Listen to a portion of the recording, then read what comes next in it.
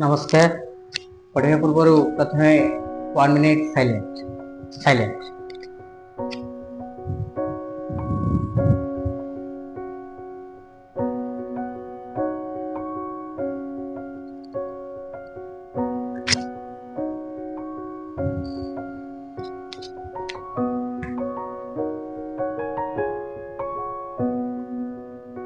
Over करिबा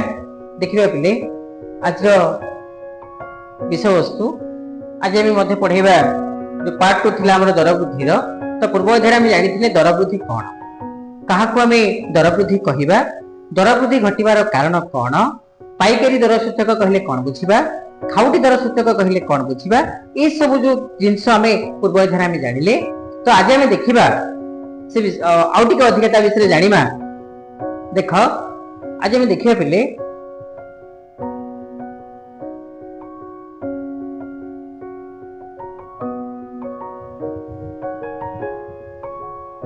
देख budget रो संज्ञा कौन बजेट रो संज्ञा होछि एक सठिक योजना को तो मन रख आम डिस्प्ले माध्यम रे देखुचे पिले एक सठिक योजनाकृत व्यवस्था जहा आमर आय व्यय को विचार को नहीं संचय कलना करि थाए अर्थात आम केते टंका आय कले केते संचय कले केते खर्च कले तो ए जो आम जानिले जे हमर आय व्यय को विचार को नहीं संचय कलना करते ताहा होछि कोन बजेट हेले पिले। तो बजेट होछि एक गणना योजना साधारणतः आर्थिक नुहे यह निर्दिष्ट समय पई प्रायतः 1 वर्ष किंबा 1 मास बजेट एक अतिरिक्त अर्थ प्रकाश जहां भविष्य रे व्यवहार पई उत्साह जोगाई थाए किंबा एक अभाव जो खर्च आय किबा अन्य उत्स अधिक होता है। देख पिले आउथरे आमे टिके जिबा तो बजेट कोन ना आय व्यय को विचार को नहीं संचय कलना करा जाई थे। तो बजेट होची एक गणना जहा कि पिछला वर्ष को नहीं मन कर आमे कहिबा 2023-24 मसिया केते बजेट थिला प्रीवियस रो केते हमें विभिन्न क्षेत्र केते केते कोथरे व्यवहार करिचे एजुकेशन डिपार्टमेंट रे केते खर्च करिचे हेल्थ डिपार्टमेंट रे केते खर्च करिचे तो टोटल रूप को नै कि हमें पुनी नूतन बजेट 25-26 रे मध्य हमर कने निर्मला सीतारामन बोली हम कहि परिबा अर्थमंत्री देखो तो एक निर्दिष्ट समय पई गुटे निर्दिष्ट समय सीमा 1 वर्ष किबा 1 मास बजेट एक अतिरिक्त अर्थ प्रकाश जहा भविष्य व्यवहार पई उत्स जोगाई थाए किंबा एक अभाव जेउतरे खर्च आय किबा अन्य उत्स अधिक होइता बिले में कहि परिबा ता होची बजेट ले। तो अर्थ निवेश रो माध्यम होची गुटे होची एनएससी बा जातीय संचय सर्टिफिकेट माने रख टिके। तो प्रथमे कहला से कोन अर्थ निवेश रो माध्यम निवेश कहि आमे को क्षेत्र रे ताकू निवेश करि परिबा। देखो तो देखियो बिले तो प्रथमे होची कोन ना एनएससी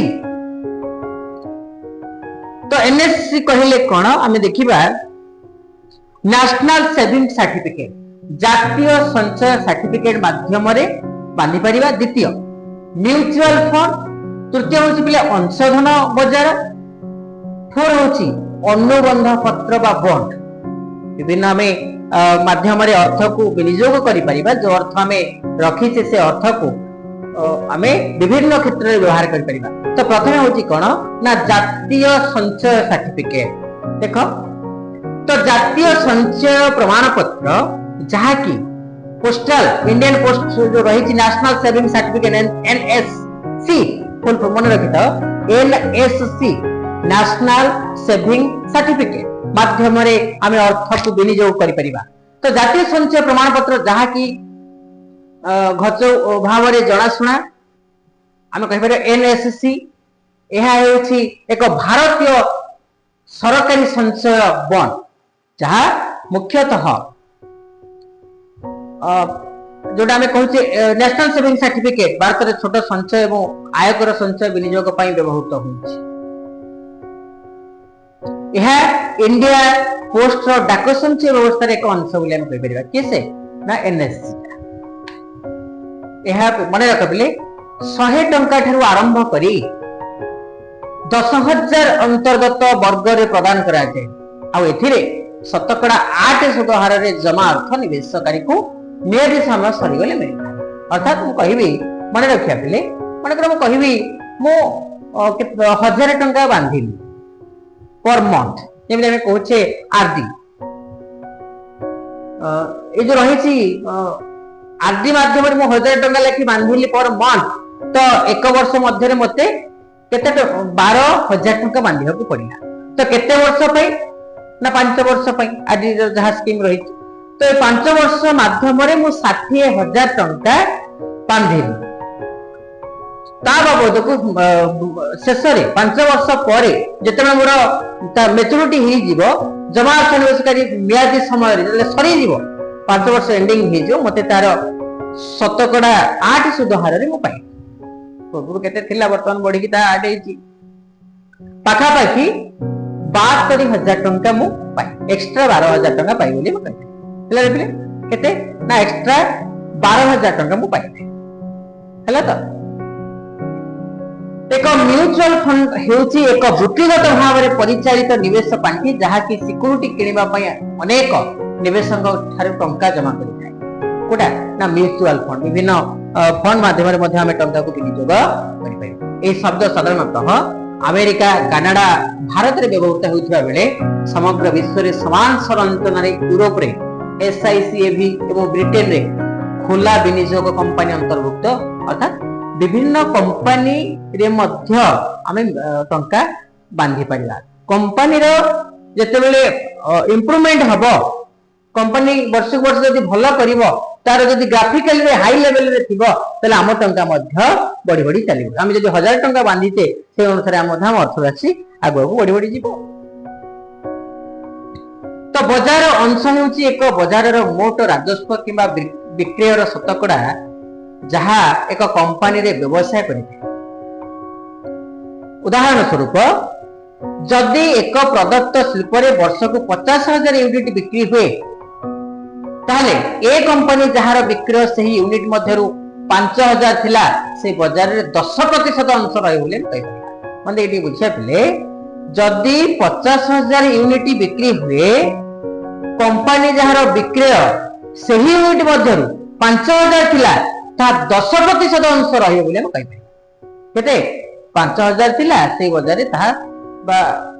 कहि परिबा हम 5 शतकड़ा थिला 10% अंश बुद्धि घटला बोले हम कहि परिबा तो साधारणतः विभिन्न कॉर्पोरेट किंबा सरकारी बॉन्ड बा अनुबंध पत्र माध्यम रे बाजार ऋण संग्रह मध्य करिते कॉर्पोरेट तथा सरकार ट्रस्ट माध्यम रे ऋणदाता मानक समानकर अर्थ फेरस्तर मध्य व्यवस्था रहिता देखो ये जातीय अंशधन बाजार एनएससी देखो विभिन्न घरोई तथा विश्व आर्थिक प्रतिष्ठान सरकारी तथा बेसरकारी मालिकाना संस्था एवं व्यक्ति विशेषण निमित्त अग्रणी स्टॉक एक्सचेंज क्लियर देखो भारतीय प्रतिभूति विनिमय परिषद सेबी बोली हम कहि परिबा एसईबीआई मन रखबले सेबी हेउची भारत सरकारଙ୍କର अर्थ मंत्रालय मालिकाना अधीन रे थिबा सिक्योरिटी एवं खनिज बाजार पई नियामक संस्था मन रखि जाओ किसे सेबी कोन ना भारत सरकारଙ୍କର अर्थ मंत्रालय मन रख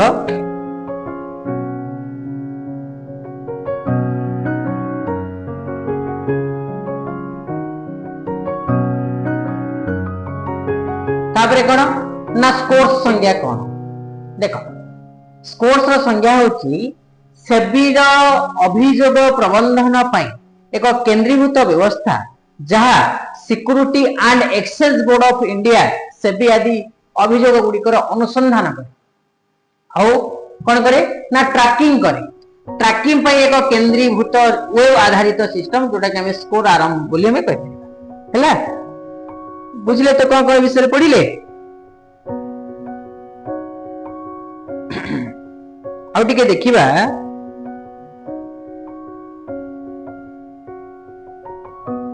आप टिके देखिया पेले बही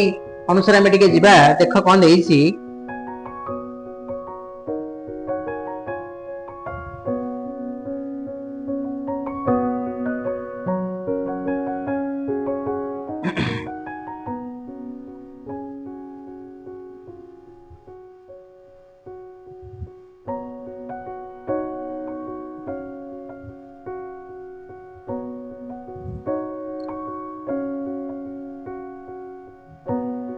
तो देखिबा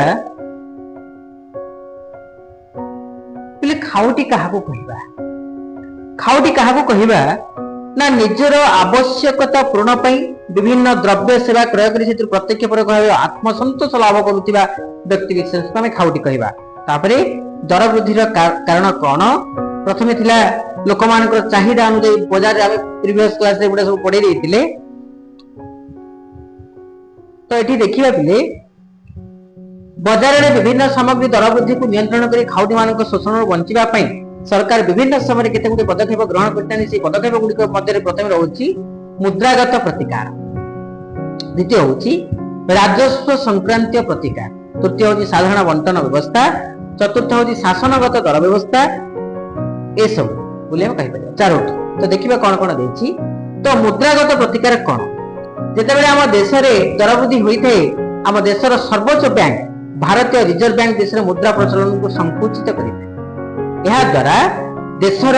मुद्रार परिमाण ह्रास पाइबा सहित लोकमान निकट में मुद्रार परिमाण ह्रास मध्य पाए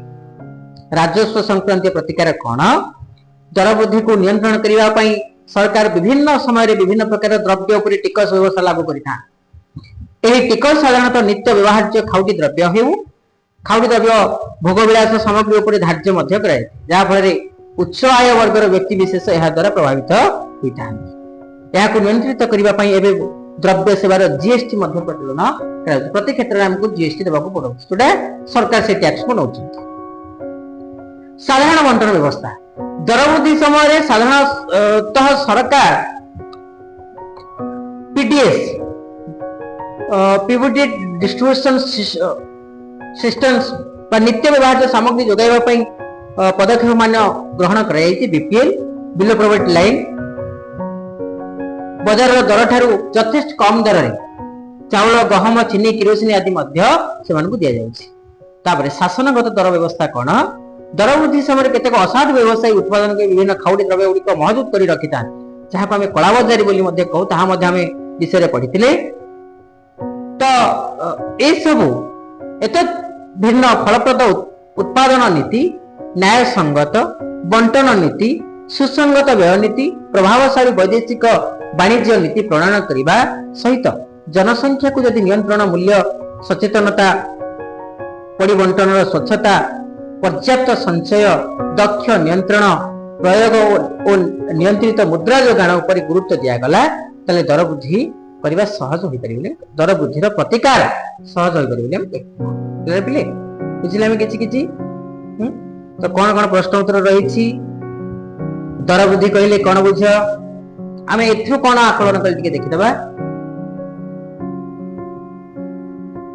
देख प्रथमे होची बजेट कहले कौन बुझ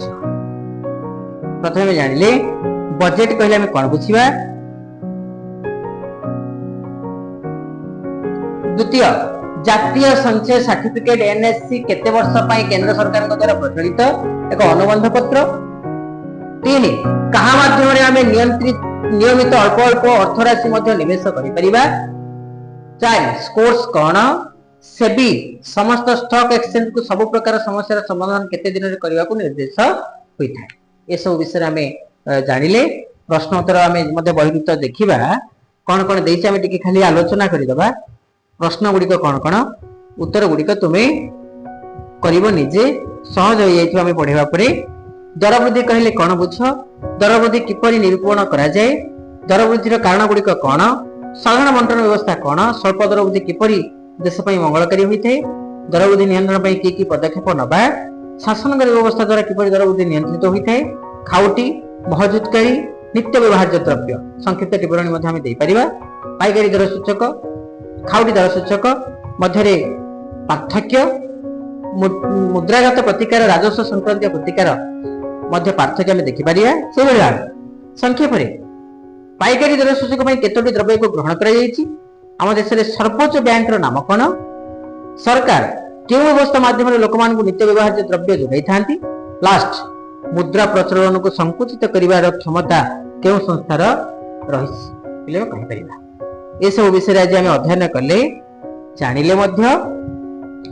तो आमे यार प्रतिकार निहाती करवा दरकार तो दर वृद्धि भविष्य न हवा पई आमे विभिन्न प्रकार